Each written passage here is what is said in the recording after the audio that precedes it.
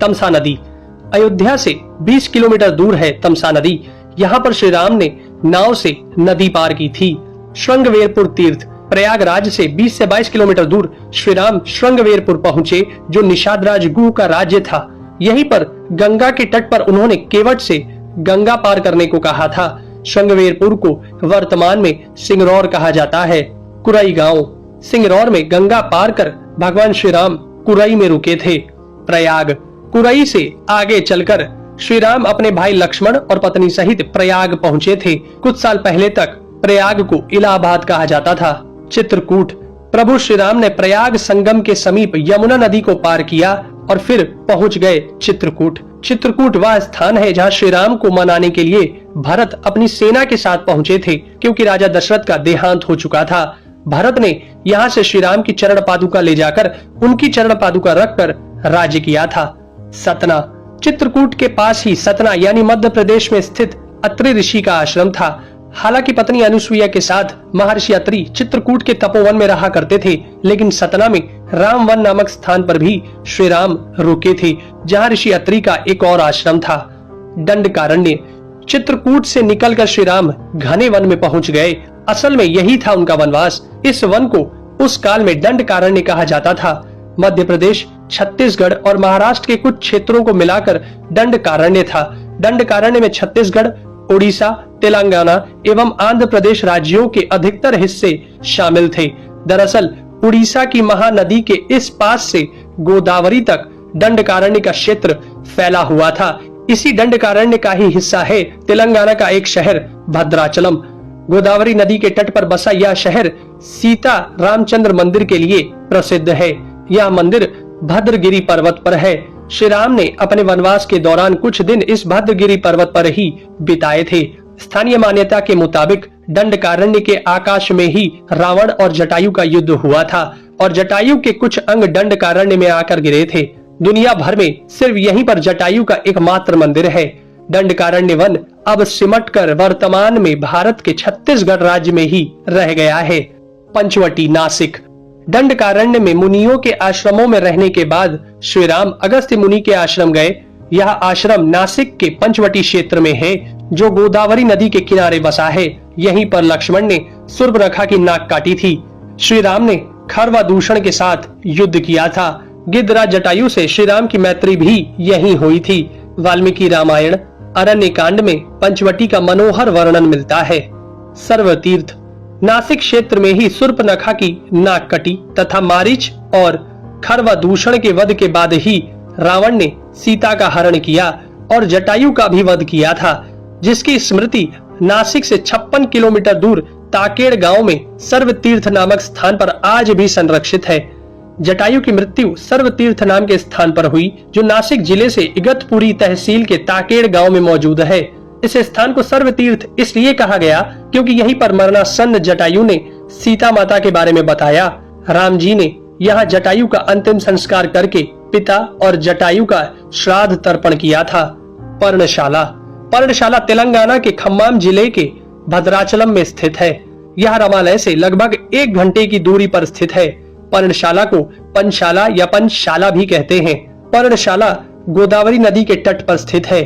यही वह स्थान है जहां से सीता जी का हरण हुआ था।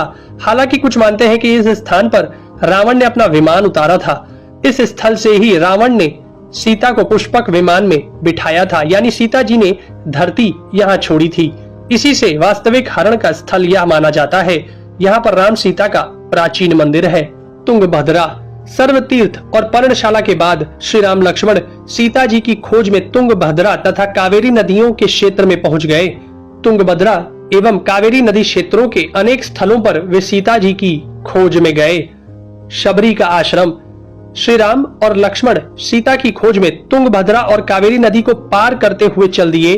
जटायु और कबंध से मिलने के पश्चात वे ऋषिमुख पर्वत पहुंचे।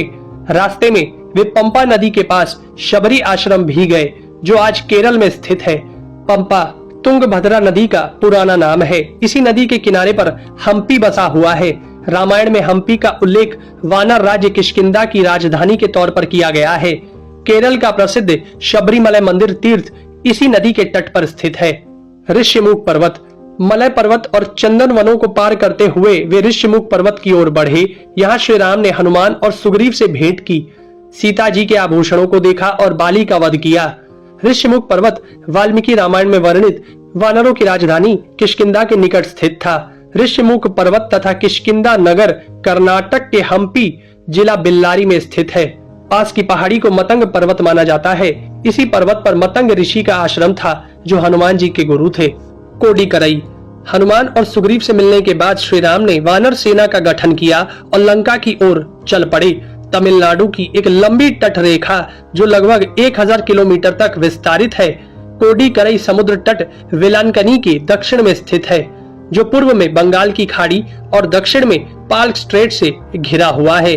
यहाँ श्री राम की सेना ने पड़ाव डाला और श्री राम ने अपनी सेना को कोडिकरई में एकत्रित कर विचार विमर्श किया, लेकिन श्री राम की सेना ने उस स्थान के सर्वेक्षण के बाद जाना कि यहाँ से समुद्र को पार नहीं किया जा सकता और यह स्थान पुल बनाने के लिए उचित भी नहीं है। तब श्री राम की सेना ने रामेश्वरम की ओर कूच किया। रामेश्वरम समुद्र तट एक शांत समुद्र तट है और यहाँ का छिछला पानी तैरने और सन बाथिंग के लिए आदर्श है। रामेश्वरम प्रसिद्ध सनातन तीर्थ केंद्र है। भगवान श्री राम ने लंका पर चढ़ाई करने के पहले यहाँ भगवान शिव की पूजा की थी। रामेश्वरम का शिवलिंग श्री राम द्वारा स्थापित शिवलिंग है। धनुषकोडी या धनुषकोटी। 3 दिन की खोजबीन के बाद श्री राम ने रामेश्वरम के आगे समुद्र में वह स्थान ढूंढ निकाला जहां से आसानी से श्रीलंका पहुंचा जा सकता हो। उन्होंने नल और नील की मदद से उक्त स्थान से लंका तक का पुनर्निर्माण करने का फैसला लिया। धनुषकोडी भारत के तमिलनाडु राज्य के पूर्वी तट पर रामेश्वरम द्वीप के दक्षिणी किनारे पर स्थित एक गांव है। धनुषकोडी पनबन के दक्षिण पूर्व में स्थित है। धनुषकोडी श्रीलंका में तलेमन्नार से करीब 18 मील पश्चिम में है। इसका नाम धनुषकोडी इसलिए है कि यहाँ से श्रीलंका तक वानर सेना के माध्यम से नल और नील ने जो पुल यानी राम सेतु बनाया था, उसका आकार मार्ग धनुष के समान ही है। इन पूरे इलाकों को मन्नार समुद्री क्षेत्र के अंतर्गत माना जाता है। धनुषकोडी ही भारत और श्रीलंका के बीच एकमात्र स्थलीय सीमा है जहां समुद्र नदी की गहराई जितना है, जिसमें कहीं कहीं भूमि नजर आती है। नुवारा एलिया पर्वत श्रृंखला। वाल्मीकि रामायण के अनुसार श्रीलंका के मध्य में रावण का महल था। नुवारा एलिया पहाड़ियों से लगभग 90 किलोमीटर दूर बांद्रवेला की तरफ मध्य लंका की ऊंची पहाड़ियों के बीचों बीच सुरंगों तथा गुफाओं के भंवर जाल मिलते हैं। यहाँ ऐसे कई पुरातात्विक अवशेष मिलते हैं जिनकी कार्बन डेंटिंग से इनका काल निकाला गया है। श्रीलंका में नुवारा एलिया पहाड़ियों के आसपास स्थित रावण फॉल, रावण गुफाएं, अशोक वाटिका, खंडहर हो चुके विभीषण के महल आदि की पुरातात्विक जांच से इनके रामायण काल के होने की पुष्टि होती है। आजकल भी इन स्थानों की भौगोलिक विशेषताएं, जीव, वनस्पति तथा स्मारक आदि बिल्कुल वैसे ही हैं जैसे कि रामायण में वर्णित किए गए हैं।